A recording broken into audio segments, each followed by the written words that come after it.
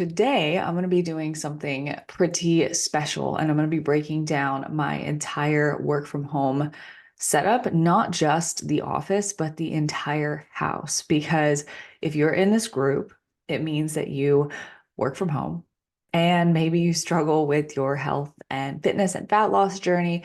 And so I'm going to walk you through a lot of the different tools and appliances and things that I've done to set up my environment to be as conducive as possible to my goals. Now, I want to be very, very clear about something. You don't need to go buy this whole list tomorrow. If you want to, that's awesome. But this is definitely something that has taken some time for me to accumulate and actually create, and honestly, over the course of 5, 6, 7 years. And for a little bit of backstory, I started working from home much earlier than many people did. I actually started working from home back in 2016 when I started this business in the first place. So I basically noticed, somebody asked me this recently, did I focus on the work from home niche because of 2020 or like what did I do? And it was kind of born out of that, out of everything shutting down and everyone having to work from home. But I was kind of already doing it, right? So I was working from home. I was comfortable in my routines doing it. I had already been doing some of this stuff that I'll talk about today. And then everything shut down, and I had friends and clients and people coming to me left and right. And they were like, how do you do this work from home thing? This is awful. I have no routines. Like everything is a mess. And I was like, how? Like for a little bit, I was just confused and kind of ignorant, to be totally honest. And I was kind of rude, and I was like, it's easier than going to an office. What do you mean? And obviously, there are perks when it comes to working from home, but I think those perks can easily become downsides if we're not careful. So I'm going to talk through some of not only the tactical things that I have as my office setup, but also the mental frameworks that are going to help you with being as productive and useful as possible with your work from home lifestyle as well. So let's start with the mental frameworks. So one of the biggest things when you work from home is really just treating it like you're going to the office in a lot of different ways. Now, I won't lie, there are days where I work from the couch with no makeup and sweatpants on, and those are some great days. But I try to keep those days to a absolute minimum. Number one, because I do have a lot of Zoom meeting requirements. My job is not something where I could just, sit and not show my face for 8 hours, 40 hours a week. But on top of that, I don't want to get in the habit of like never getting myself ready.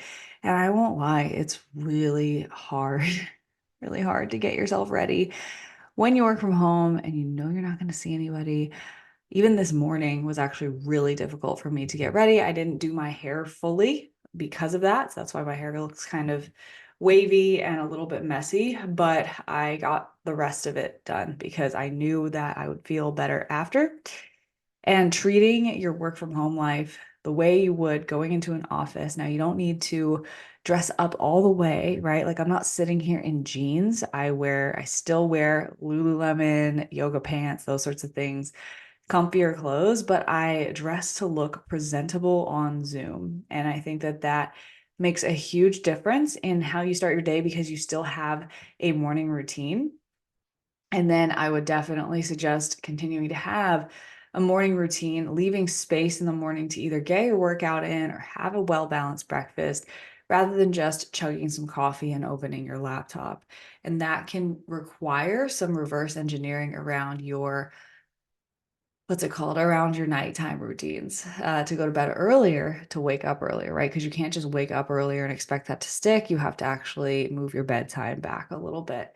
So that is definitely number one, is having a true morning and nighttime routine at home and dressing like you are trying to be presentable, putting on maybe a little bit of makeup or doing your hair or whatever it is that makes you feel like a real human. You need to do that when you work from home. And just dressing in a way that is comfortable, casual. And then the second thing that I think is really important about your work from home routines is your office setup. So having one is probably number one. Now, you might not be in a living situation just yet where you have that space available. I remember when I first was working from home, I was in an apartment where there was no office setup. My office was my dining room table for a while. And then after that, it was a desk in the middle of the living room because that was all we had. And I lived in a 490 square foot apartment for like 2 or 3 years where that was the case. However, we did our best to separate a working area and only using that spot for work. So we had a desk in the middle of the living room, and essentially we only were working there. And my husband, now husband, and I, at the time, he worked night shifts and I worked during the day. So we would be able to each use that desk for our respective work hours. And then outside of that, we were out of the house, or we'd use the couch, or we'd use the bedroom, or we'd use the kitchen, but we would not touch that desk if it was not work hours. And we would have, we would close the computer, close the laptop whenever work was done. And I think that's a super important practice and very underrated, especially if you don't have a designated office space. I would recommend having one. And if you do have an office space, a home office, use it, but also like decorate it. Make it something that you want to be in every day. Like, don't just let it be some trashy, empty room with a desk in the middle, because you're going to spend 40 hours of your week in that room. So, like, make it a place that you really want to be. It makes a huge difference. You can see in my office behind me, I have this beautiful painting that my team and I actually painted together at a splatter paint pace. God, I need the weekend. At a splatter paint place where we all painted it together.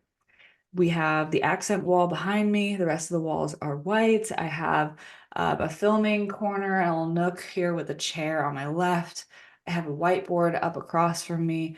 I've got stuff on the walls. Like, I took my time with this room because I spend a lot of time working, and you have to create an environment that you actually feel good in when you work from home. You can't just treat it like a secondary thing. It's an investment in your career to make your home office something that you feel good about and that you're proud of. Now, with that being said, there are some key pieces in this home office that I have put together that I like to share with other people because I do believe in engineering your environment around your goals rather than trying to just work your goals into a chaotic lifestyle. So, what I mean by that is, obviously we're going to go through challenges in our weight loss journey and our health and fitness journey. It's not easy to stay dedicated and disciplined and to always eat the healthy thing and to always, get our steps in for the day or whatever.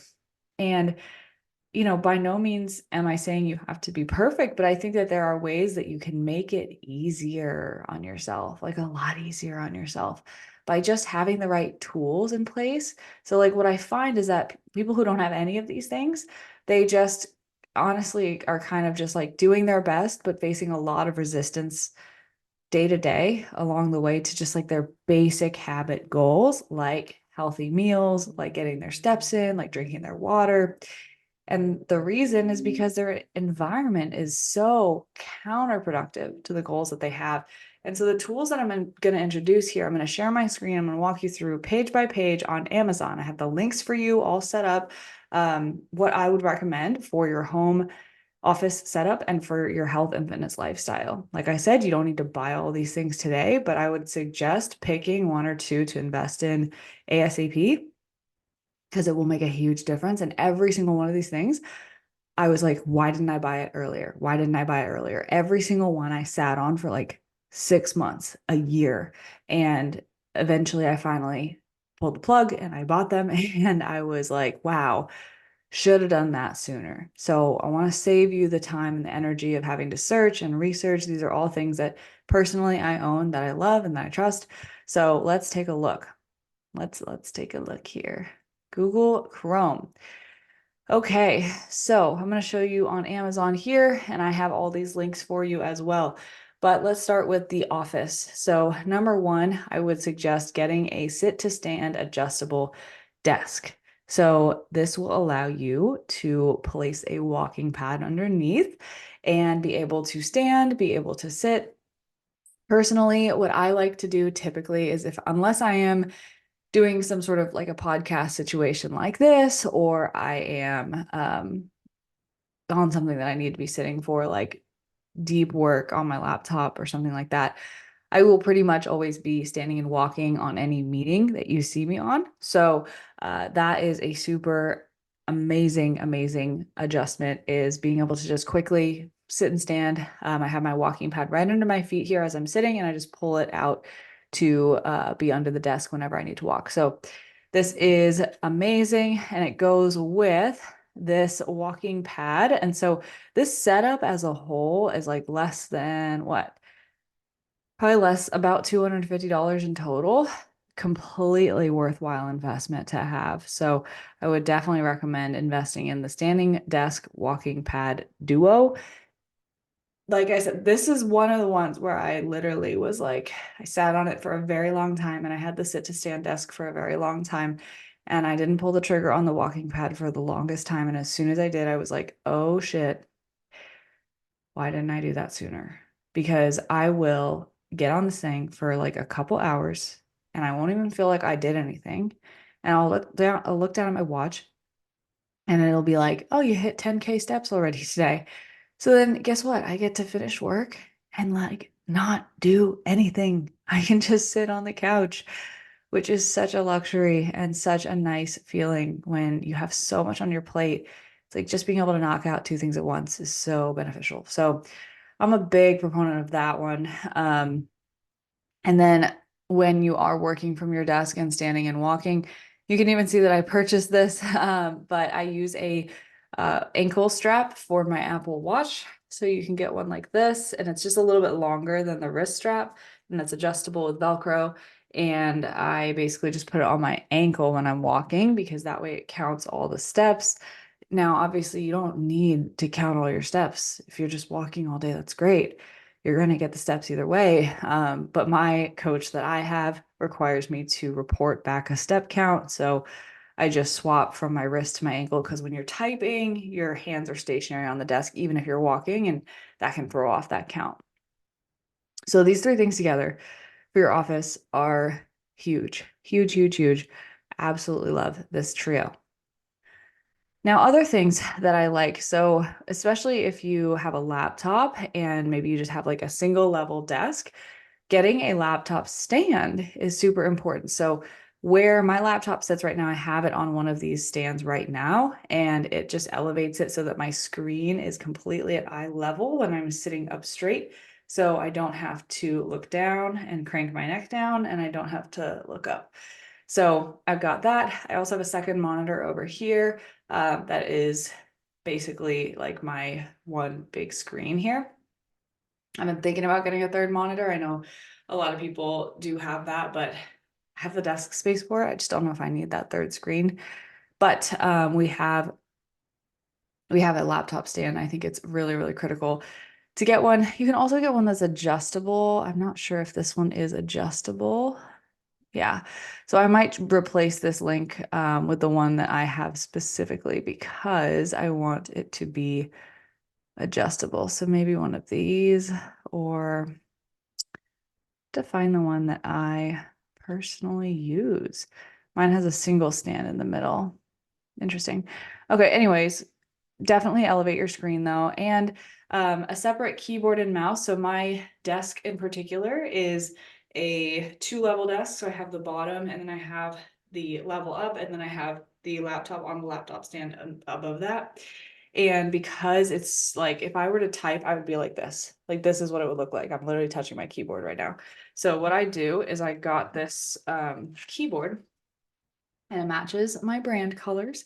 It was like 25 bucks, and it comes with Bluetooth with a mouse as well. And I'm not like super big into gaming or anything like that, but I do love the clickety clacks of the keyboard. And it is just nice, because what you want is you want your forearm at a 90-degree angle. You can see here. when your arm is resting so that you can be basically in a relaxed position while you're typing. So that is something that you want when you are typing. But if you have your laptop all the way up here, you can't do those things together. So you need to be able to balance those things out.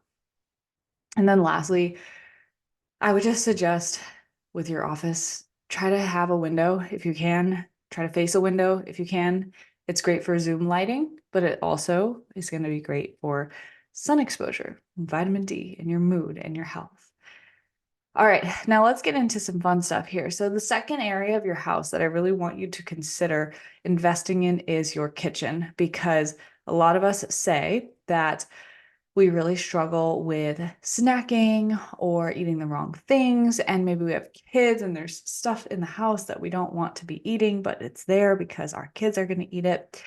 And I would definitely suggest having a couple of appliances that make the healthy thing, the thing that you want to eat, also be the thing that's in alignment with your goals. And so one of the biggest trendsetters right now is this Ninja Creamy. You can see that I purchased it January 15th. I sat on this for the better part of a year because I was like, $200. I don't know. Is it worth it? What if it's not as good as everyone says it is? And it actually is as good as everyone said it was. And it actually blew my expectations out of the water. So this basically makes ice cream. And I always make protein ice cream. So my recipe is literally just almond milk, protein powder, 7 grams of sugar-free Jello mix, because that's what thickens it and makes it like ice creamy. And then like whatever mix-in or topping I want, which is usually like an Oreo thin, singular.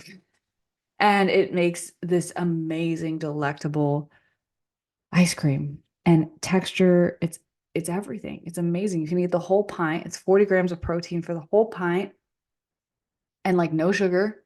And it's delicious. And it's the texture of ice cream. And so I look forward to it every night. And I actually prefer it to a lot of like actual sweets because I get to eat so much of it. So this is something that is very, very worth it.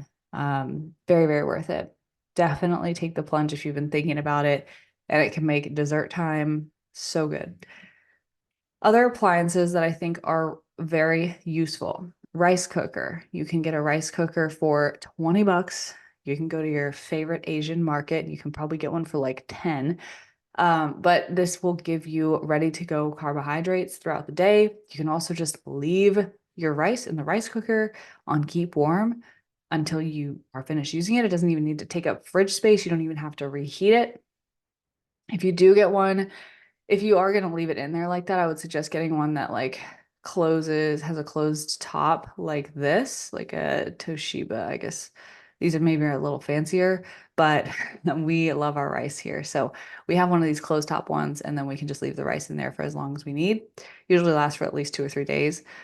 An instant pot and or a crock pot. I believe, yeah, I'll put these two here in the same category.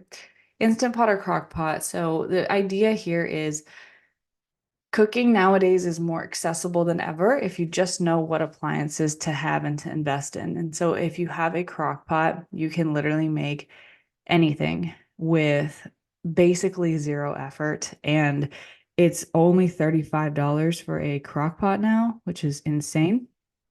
And you can basically make any protein source without having to know how to cook or grill. And it is absolutely delicious. So we have a ton of recipes in this group, and I'd be happy to share them in this group if you would like to have some of those recipes. But slow cooker, instant pot, so critical for easy cooking because you can just put some stuff in 8 hours later, have dinner ready, not even had thought about it all day. And that way, the convenient thing is also the healthy thing. Lastly, Ninja air fryer. These have gotten cheaper too over time, but essentially, if you hate reheating food, this is key. So I hear a lot of times people have the complaint that they don't like leftovers. And I get it. You don't like leftovers in the microwave, but you have not tried leftovers in the air fryer. It is a totally different ball game. Whatever you are reheating, it is absolutely so much better, especially vegetables and things that typically get really soggy in the microwave. This is so key. So definitely, definitely think about getting an air fryer if you want to meal prep you don't mind eating the same things, but you just hate reheating stuff, and the microwave just absolutely kills the appeal of food for you, this is key. Toaster oven, same idea, reheating in a way that is appealing and just a good appliance to have. Then lastly, I have an espresso Vertuo. I don't know what DeLonghi he is, but I have the thing that, I don't know, my Nespresso looks pretty much exactly like this. But essentially, you can get one of these, and my coffee is about $1.20 per day with an espresso. And I think a lot of times we get this connotation that the espresso machine is more expensive and not worth it compared to the Keurig. But a Keurig's fine too. But like if you love lattes, just get an espresso. You're gonna spend $7 to $8 a day on a latte at Starbucks. Let's cut that down by 8 and just make it from home. I literally buy the sugar-free vanilla syrup from the store, almond milk, and 2 shots of espresso from the Nespresso. It's about $1.50, $2 max per coffee, and it is what I look forward to every single day, every single morning. It is my favorite thing, and it saves me a ton of money, keeps me on track with my goals. I don't have to have any sugary drinks. It's amazing. So, the point of all this, the reason I share all this is because I want you to engineer your environment to make it easier on yourself. You don't need to be grinding against so much resistance every single day, and you don't need all of these things. Chances are you already have maybe one or two of these things already. And so it's just knowing how to make your home setup easier for you to stay on track. That's going to make you successful in the long run. Just make it easier so you're combating less resistance. And it's also easier to maintain your results because you actually enjoy what you're doing. You're not just doing some crazy restrictive diet. So that's a whole nother can of worms for another day. So I'll save it. But thanks so much for watching.